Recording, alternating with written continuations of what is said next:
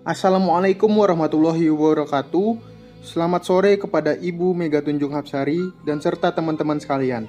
Kali ini kami dari kelompok 2 akan mempresentasikan makalah yang berjudul Penilaian Obligasi. Tapi sebelum kami mempresentasikannya, izinkan kami untuk memperkenalkan diri. 1. M. Dimas Novandira Ramadhani dengan NIM 1264062024141. 2. Maratus Solihah dengan NIM 1264062024142. 3. Muhammad Hoirul Umam dengan NIM 1264062025156. 4. Nasyatul Makfurah dengan NIM 1264062025162. 5. Rahmi Putri Damayanti dengan NIM 1264062025173. Baiklah, sekarang kami akan mempresentasikan materi yang berjudul Penilaian Obligasi. Kepada teman-teman dari kelompok 2, saya persilahkan untuk mempresentasikannya. Definisi obligasi. Obligasi merupakan surat utang jangka menengah panjang yang dapat dipindah tangankan, yang berisi janji dari pihak yang menerbitkan untuk membayar imbalan berupa bunga pada periode tertentu dan melunasi pokok utang pada waktu yang telah ditentukan kepada pihak pembeli obligasi tersebut. Obligasi adalah jenis efek berupa surat pengakuan utang atas pinjaman uang dari masyarakat dalam bentuk tertentu untuk jangka waktu sekurang-kurangnya 3 tahun dengan menjanjikan imbalan bunga yang jumlahnya serta saat pembayarannya telah ditentukan terlebih dahulu oleh emiten. Karakteristik obligasi. 1. Nilai nominal atau face value adalah nilai pokok dari suatu obligasi yang akan diterima oleh pemegang obligasi pada saat obligasi tersebut jatuh tempo.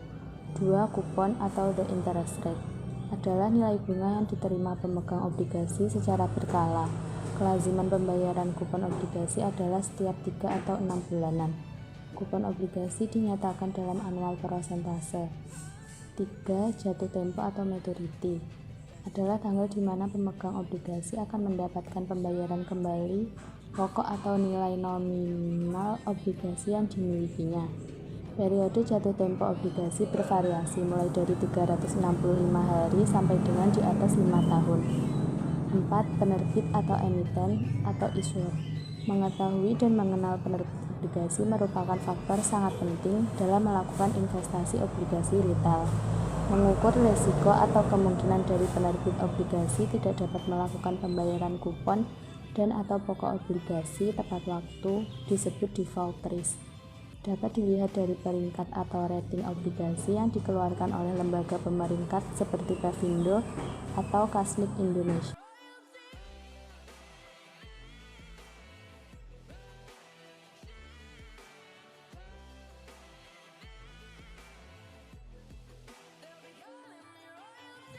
Obligasi berdasarkan kupon. Pertama, zero coupon bond atau obligasi tanpa kupon. Sesuai dengan namanya, obligasi ini tidak akan memberikan kupon secara berkala sebagai bukti keuntungan pemegang investasi. Dalam membagikan keuntungan kepada investor, para pihak yang menerbitkan obligasi akan membayarkan bunga dan pokok keuntungan secara penuh sekaligus saat jatuh tempo sesuai dengan timeline yang tertera pada surat pernyataan utang tersebut. 2. Fixed coupon bond atau obligasi kupon tetap. Skema pembagian keuntungan melalui kupon tetap ini sama dengan penjelasan mengenai keuntungan kupon pada umumnya. Tapi nilai atau persentase bunga yang akan dibayarkan secara berkala atau periodik pada obligasi kupon tetap ini memiliki angka yang tetap yang sudah disetujui sebelum masa penawaran perdana saat obligasi ini diterbitkan. 3. Variable coupon bond atau obligasi kupon variabel. Variabel coupon bond atau obligasi kupon variabel juga punya skema yang sama dengan fixed coupon bond. Yang membedakan adalah bunga yang ditetapkan nantinya dapat berubah sewaktu-waktu yang akan disetujui di waktu tertentu. Perubahan persentase atau nilai bunga tersebut dipengaruhi oleh acuan dari suku bunga perbankan.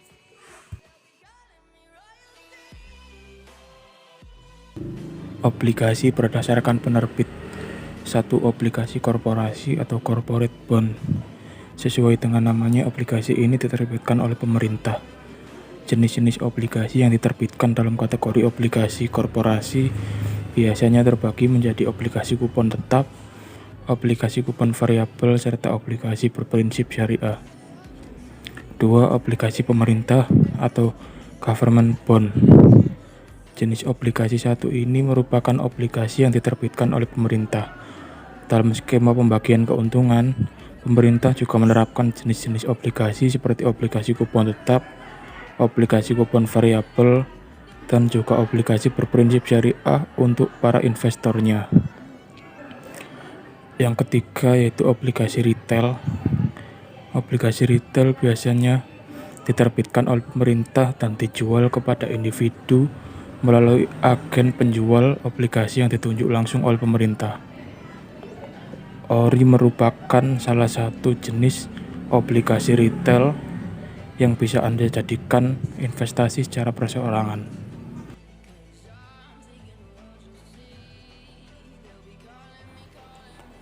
Obligasi syariah.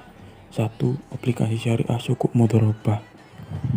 Obligasi syariah sukuk mudharabah merupakan obligasi yang menerapkan akad mudharabah dalam persetujuannya. Akad mudharabah adalah bentuk kerjasama antara investor dan penerbit obligasi, di mana investor memberikan modal penuh untuk pihak penerbit obligasi kelola demi meningkatkan pendapatan atas investasi tersebut. Nantinya pihak investor akan mendapatkan keuntungan dari modal yang diberikan setelah mengetahui pendapatan dari pihak penerbit obligasi sesuai dengan tempo yang ditentukan. 2. Obligasi syariah suku ijarah. Obligasi syariah suku ijarah menggunakan akad ijarah yang berarti akad sewa. Jenis obligasi syariah ini cukup identik dengan obligasi berbasis kupon.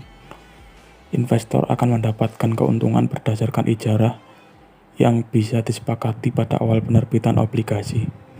Nantinya ijarah atau keuntungan tersebut memiliki sifat yang tetap setelah disetujui oleh pihak investor maupun pihak penerbit obligasi syariah.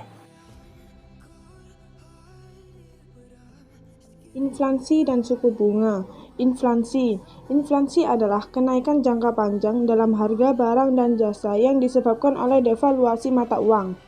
Cara terbaik untuk memerangi inflasi adalah sebagai berikut. 1. Menghabiskan uang untuk investasi jangka panjang. 2. Investasikan pada komoditas. 3. Investasikan pada emas dan logam mulia. 4. Berinvestasi dalam real estate. Suku bunga. Suku bunga adalah tanggungan pada pinjaman uang yang biasanya dinyatakan dengan persentase dari uang yang dipinjamkan. Suku bunga adalah tingkat bunga yang dinyatakan dalam persen, jangka waktu tertentu atau per bulan atau per tahun.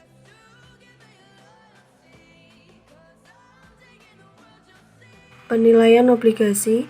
Penilaian obligasi pada dasarnya menghitung nilai sekarang dari pembayaran kupon obligasi yang diharapkan di masa depan. Penilaian obligasi dipengaruhi oleh tingkat keuntungan yang diinginkan investor atau tingkat bunga yang berlaku.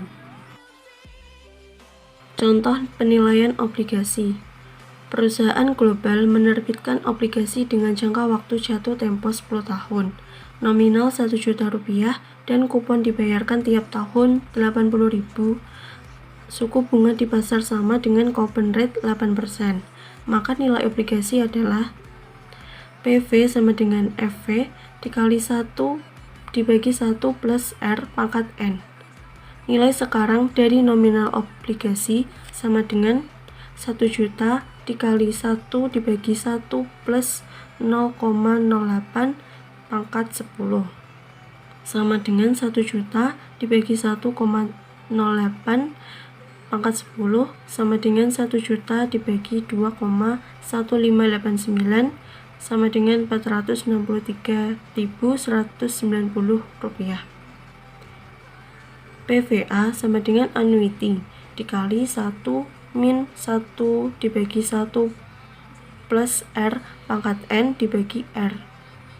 Nilai sekarang anuitas dari kupon obligasi sama dengan 80.000 dikali 1 dikurangi 1 per 1 plus 0,08 pangkat 10 dibagi 0,08 sama dengan 80.000 dikali 1 min 1 per 2,1589 dibagi 0,08 sama dengan 80.000 dikali 6,7101 sama dengan Rp536.810.